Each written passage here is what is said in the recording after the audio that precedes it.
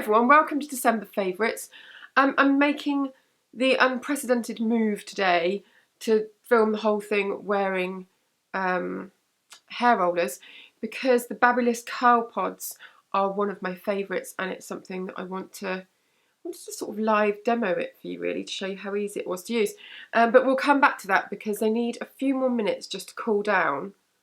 I've sort of applied them in my hair a bit haphazardly. I haven't done a great job, I'll be honest, so I'm not sure how curly these are going to come out. Anyway, hope you had lovely Christmases and you're looking forward to the new year. Yes, I'm filming this in advance, so I've got no idea what my Christmas was like whatsoever. However, let's just take a little look at my baby bump, shall we? Because if I can get up, my whole life is basically dominated by finding a place to sit down so I can rest my legs at the moment. Can you see that? Oh, it hardly fits on the screen. Hold on. Oh, it really doesn't fit in a little screen like that. It's huge. I'm huge. By the time this goes up, I'll have about 4 weeks to go, probably. But do not fear, plenty of videos coming in January. And I'm going to try and film some for February for you as well, so that you don't miss me too much while I'm off. Let's get started, shall we, before I waffle on and bore you all to tears. The first thing I want to show you is the Sultry Nudes palette from Estee Lauder, because lots and lots of people commented on my russety warm eyeshadow the other day, which was this one from this palette. Very gorgeous, very wearable. If you were interested in the Chanel Le Rouge eyes that I was on about the other week, and I found a dupe, do you remember that? Very red eyeshadow. Then this is much more wearable. It's nothing like that shade, but it has the same warmth to it. Slightly edgy, but much more wearable. So it's a gorgeous palette, that one. Lots of colours that you'd use a lot. Nice mix of shimmer and matte as well, which is always helpful. That's great. And the lip gloss that I have on is the gorgeous Super Nude, and this is from Chanel. This is limited edition, I think. It's a Rouge Allure gloss, so it's one of these ones with the clicky thingy-majig. Oh, I could do that all day. Actually, do you know what? It doesn't make for the cleanest applicator, really. Sort of a bit weird, that design, but I like it nevertheless.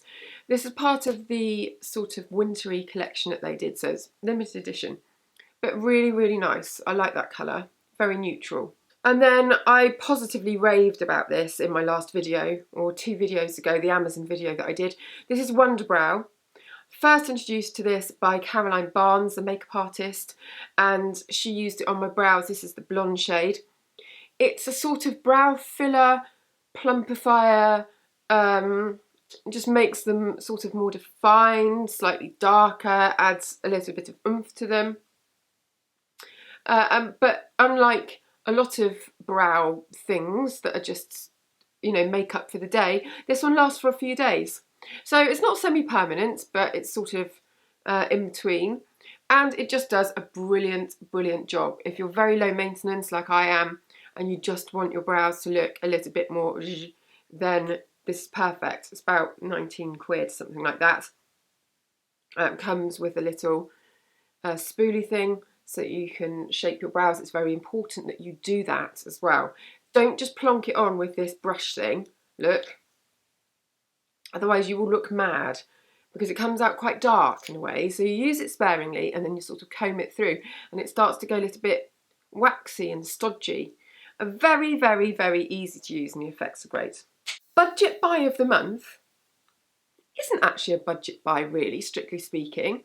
It's a very interesting new concept, this one. This is called Beauty Pie, this brand, and it's brand new. It's been founded by the lady who also did Soap and Glory and Bliss. You've probably heard of those brands.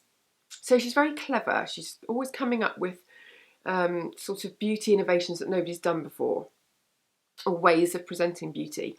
And so Beauty Pie is her latest venture, and it's a sort of a membership scheme.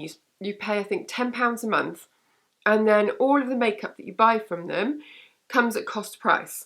So they don't mark it up at all. They show you what it costs to make in the factory, and it's made in the same factories as all of the luxury beauty brands. So you're getting luxury makeup, but the packaging is very pared down. And lipsticks come out at about £2.50 instead of whatever, 20, 22 quid. So long as you buy makeup every month anyway, as a consumer, it actually works out very well. If you don't buy a lot of makeup, then the £10 a month membership fee sort of starts negating what you would save on your beauty, if you catch my drift. So it depends. It depends how much of a beauty addict you are and whether you like the products that they do. I've tried a couple so far. I wasn't that keen on the mascara, I have to say. It didn't really do anything to my lashes at all. But I love this Triple Beauty Liquid Luminizer. This is called Golden Whirl, and it's a really soft sort of whipped souffle illuminator. And I would use this as a base or on its own, because it's not like a sparkly pearlescent one. It just gives a gorgeous, gorgeous glow. So I would sort of buff it in or mix it in with my cream foundation or something like that, just to give really gorgeous radiance. It's quite an eye-opener seeing how much products actually cost and then what they mark them up to. If you don't want to buy the membership, you can buy the products at retail price, but they're like 20 odd quid as opposed to £2 something. I think foundations are about a £5. So I haven't tried enough of it yet to give like a full verdict. However, it's an interesting concept. So I don't know, I'm always up for people shaking it up a bit in beauty, and I think that she's done that. So I thought it was worth a mention. And then this has turned out to be a surprise favourite. This is the Air Cushion Skin Perfector from Topshop. Now, none of these cushion foundations come anywhere near my love for the YSL Fusion Ink, this one. However, this was a little bit of a surprise turnaround. I didn't like it at first because I couldn't feel any liquid coming out of the cushion. It's actually, there's less product in the cushion than in most cushions. There's about a third less. So it's true that when you press down on it, it's less wet. But actually, it makes it really easy to blend and to use. And it's got really good blurring properties. So although the coverage isn't mad, it's very sort of second skin, very natural looking, very, very beautiful indeed. I like it a lot, and it's grown on me, and I've been using it on my sort of more low-key off-duty days just to take the edge off how knackered my face looks all of the time. So it's a nice one and not too expensive. I think it's about £12, but bear in mind you do get a third less than with most other brands, so it takes it up to sort of the price of the L'Oreal one. Is probably cheaper, the L'Oreal cushion, price per mil, but it doesn't take it up as expensive as, you know, a luxury brand one. It's still very affordable. I like it a lot, that. Should we do a few skincare things? Let's. This has been growing on me. This is the Guerlain Super Aqua Serum. This is a really, really lightweight serum, and when you put it on you think, oh, that's not doing anything, but actually the hydration levels from it are really, really quite spectacular. And it almost turns into, it feels like it turns into an oil when it hits your skin. It's so nourishing in feel. Really, really lovely and plumping, and makes your face feel very juicy, but there's no greasy residue. I like this a lot. I haven't looked up the price because I'm scared, but I'm sort of hoping that it'll be one of those ones where you think it's going to be £120 and it's like 45. I doubt that's going to happen, but it is very, very good. So if if you've been looking at this and thinking, oh, I wonder how that is, then it's excellent. And also from this range, I think it's from this range, the eye patches, sort of hydrating eye patches, are the best I think I've ever used. I did a review on them ages ago.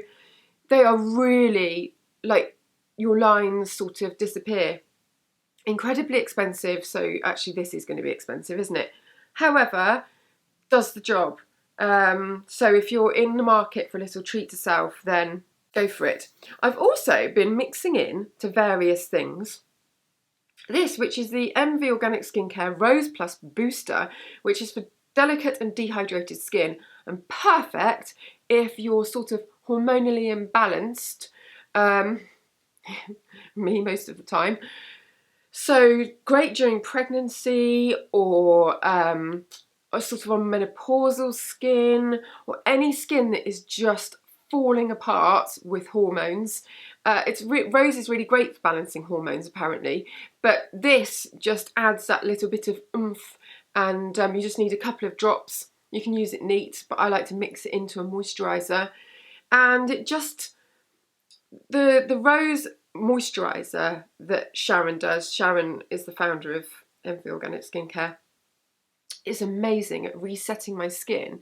And even if it's like a bit congested and going a bit spotty and I just don't know what to do with it, I sort of return to that and it almost resets everything. Which you wouldn't think it would do, because you'd think you'd need something like with acids and work kind of stuff. However, it works really well for me, and I like the booster because you can pop it into anything, and even into that Rose moisturiser as well, and it just gives everything a little bit of added oomph.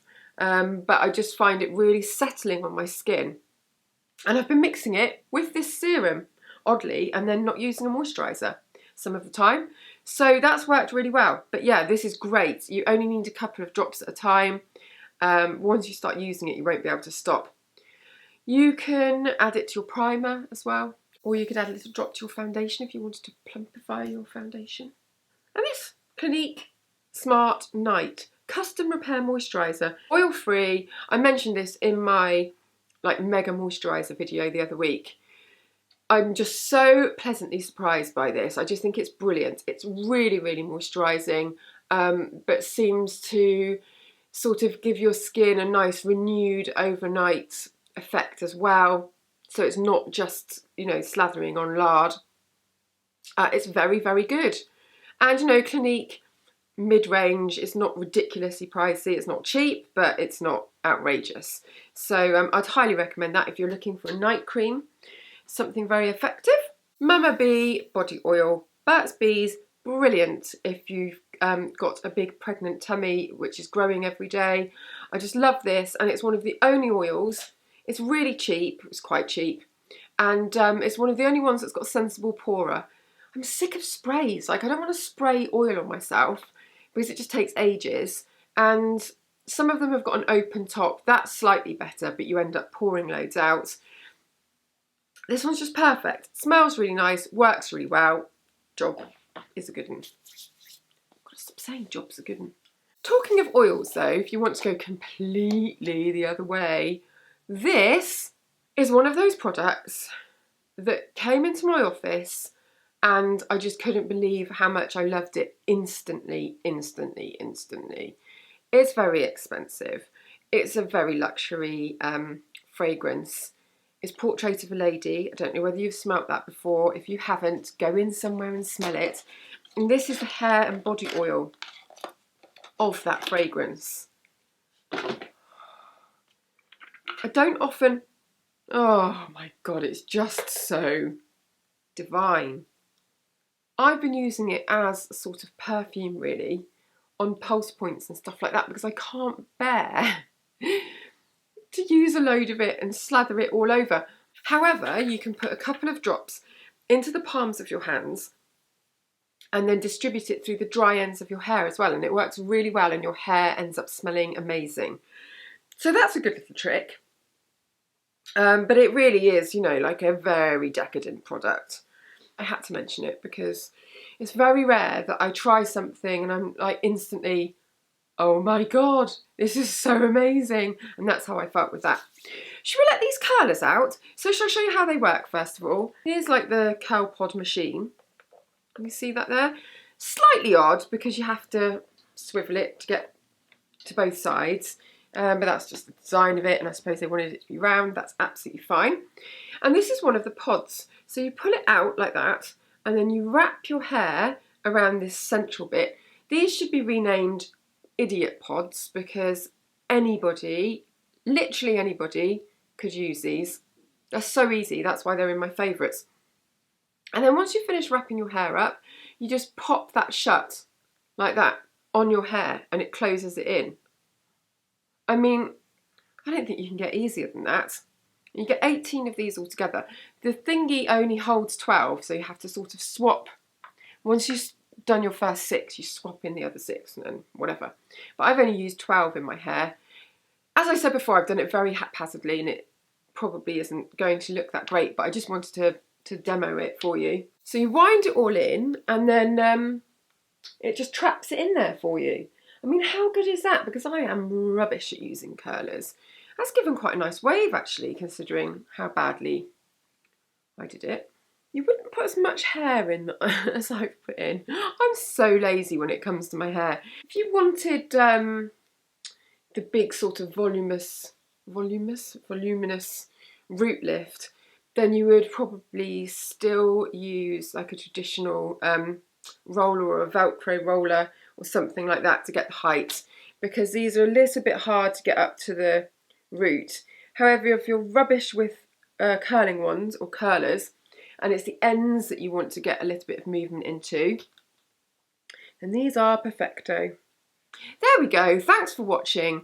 Have a very happy new year and I shall see you in 2017.